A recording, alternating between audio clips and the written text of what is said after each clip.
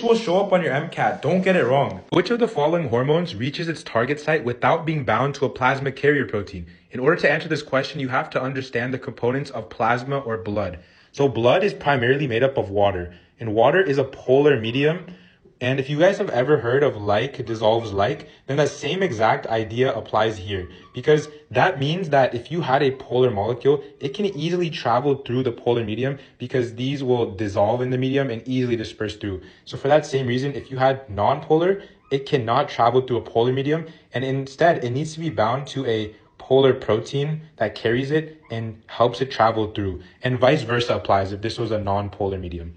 So now, based on this, we need to determine which of these is the polar steroid. So looking at cortisol and testosterone, these are our steroid hormones.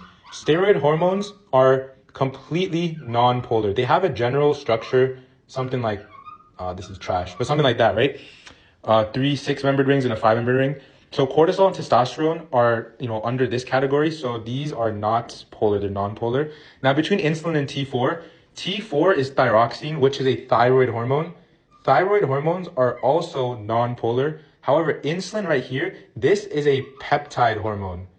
So this is definitely really polar, and this will be our answer.